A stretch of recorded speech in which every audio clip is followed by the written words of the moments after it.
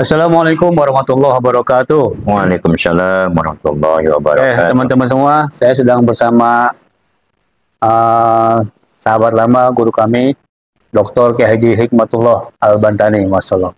Bagaimana Pak Kiai? Alhamdulillah.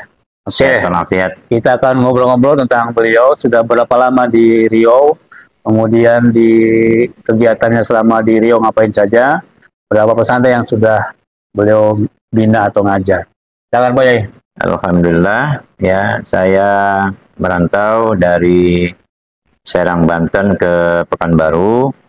Ya, merantauannya khusus mengelola pondok pesantren Darul Hikmah waktu itu. Darul Hikmah. Sejak tahun 1996,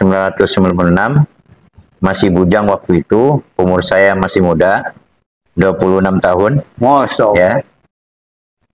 Sampai tahun 2021, berarti 25 tahun ya. Jadi 25 tahun saya mengabdikan ilmu saya, tenaga saya, pikiran saya untuk pondok pesantren Darul Hikmah. Kemudian setelah itu pindah ke pondok pesantren Insan Cendekia Kampar, diminta untuk menjadi pimpinan di sana selama 1 tahun 3 bulan. Masya Allah. Karena ada satu dan lain hal. Ya, balik lagi ke Pekanbaru. Ya. Adapun di Pekanbaru tetap juga saya mengelola pondok pesantren, cuman tidak seperti di Darul Hikmah lagi, ya, tidak seperti di pondok pesantren Insan Cendekia lagi. Di pondok pesantren Al-Ihsan sebagai salah satu anggota Dewan Pembina di sana. Di IBS ya? Di IBS. Al-Ihsan Boarding School, masuk di Kubang ya? Ya. Alhamdulillah. Kegiatan sehari-hari selama ini memang fokus mengajar di beberapa kampus ya. Di STAI Al-Mustahadah, saya sebagai dosen tetap di situ. Ngajarnya online ya, Sabtu Ahad. Kemudian saya ngajar juga di UIN sebagai dosen luar biasa. Masya Allah. Saya ngajar hari Selasa dan hari Senin ya. 4 kelas saya ngajar. Kemudian di UIR hari Senin pagi sampai siang, dengan hari Kamis pagi sampai siang. Ya, selebihnya saya ya untuk keluarga dan umat lah. Masya Allah ya. Dan kemudian ada kajian khusus juga saya. Setiap malam hari itu ada kajian khusus. Karena kebetulan saya buka rumah kitab ya, rumah kitab Syekh Nawawi Al-Bantani. Masya Allah. Jadi setiap malam Rabu saya ngisi pengajian rutin tuh. Pesertanya Kitab khusus? Kitab khusus karangan Syekh Nawawi Al-Bantani. Teman-teman nih ya, kami orang Banten punya guru, punya Syekh besar Syekh Nawawi Al-Bantani. Beliau ada kajian khusus setiap malam. Setiap malam Rabu ya. Malam Rabu. Setiap malam Rabu. Adapun di majlis ta'lim yang lainnya itu sifatnya bulanan ya.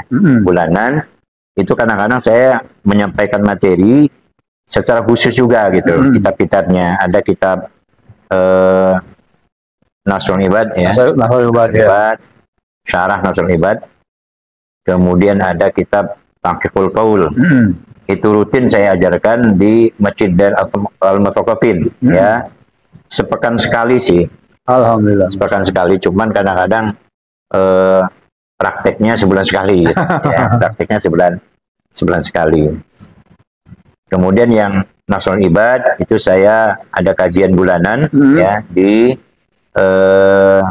Fakultas Ilmu Sosial dan Politik.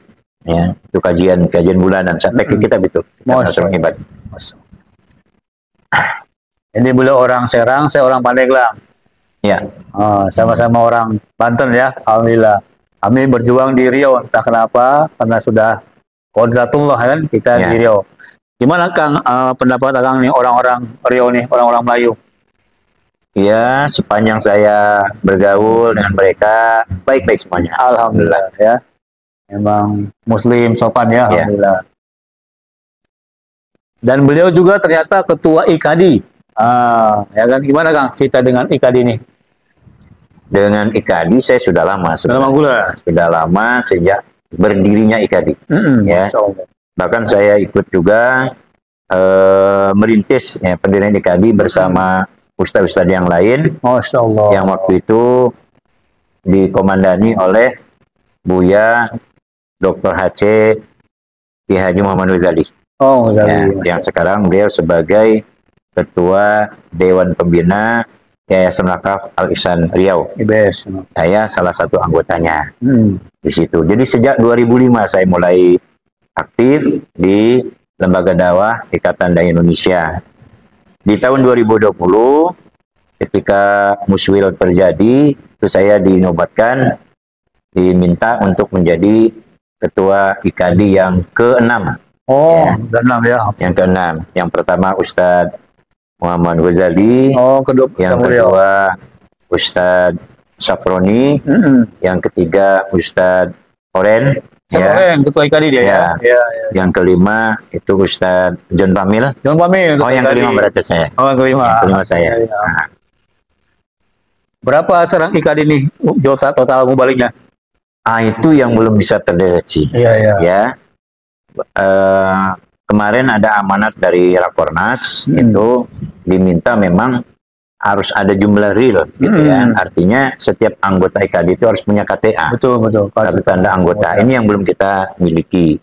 Di tahun 2024 ini, insya Allah, ya, paling akhir Desember ini kita sudah punya KTA semuanya. Untuk cabang IKADI di Riau aja sudah dulu. Berapa kabupaten? Alhamdulillah 12 kabupaten kota semuanya sudah ada. 12 kabupaten kota sudah ada perwakilan IKADI ya. Alhamdulillah. Dan diminta memang dalam amanat Rakornas kemarin itu sampai kecamatan. Nah, kita di Riau ini belum sampai ke kecamatan. Hanya baru beberapa IKADI kabupaten kota saja. Ya. Pekanbaru itu pun baru 3 kabupaten. 3 kecamatan. Kemarin ada acara di Kuansing ya IKADI ya? Ya, acara pelatihan mubalik dan khotib. Oh, daerah Kuantang sini ya. Kuantang sini. Oke teman-teman, jadi ini ngobrol singkat dulu tentang beliau ya, orang Serang, orang Banten dengan seorang Pandeglang juga.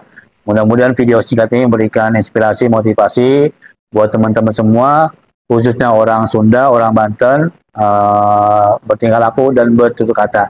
Nanti kalau jumpa di masjid ataupun ada luang waktu, boleh ikut kajiannya. Terakhir Kang, nasihat buat warga Sunda. Ada orang Sunda di Riau ternyata. Iya, ada ininya, ada organisasinya itu, Misuri. Ya, Mitra Sunda Riau, ya. Dan saya masuk grup juga tuh. Ada ya. Cuman karena ada satu dan yang hal, itu saya dikeluarkan ya karena bermasalah waktu itu ya saya. Jadi dikeluarkan. Nah gitu. Ya pesan saya, kalau di rantau itu image orang itu pasti sukses orang rantauan itu. Maka ketika kita pulang itu memang harus bagi-bagi uang. Ya. Itu menunjukkan kita kesuksesan. Jadi kalau pulang nggak bagi-bagi uang itu dianggap nggak sukses kita. Sukses. Maka saya usahakan pulang itu memang ngumpul-ngumpul uang. Karena kadang 1 tahun kita kumpulkan uang itu, ketika pulang kampung itu habis. Memang harus jadi pengusaha nih, Ustaz. Nah, beliau inilah ya sensing extrovert hasil stipendnya. Ya. Nanti kita ngobrol lagi lebih lanjut apa itu sensing extrovert. Kemudian insya Allah ada sedikit sharing muzakarah bagaimana para mubalik, para ustaz ini mengoptimalkan potensi dirinya melalui mesin kecerdasan. Oke, aturun Pak Kiai. Baik. Ya teman-teman semua, sekian dari saya. Assalamualaikum warahmatullahi wabarakatuh. Assalamualaikum warahmatullahi wabarakatuh.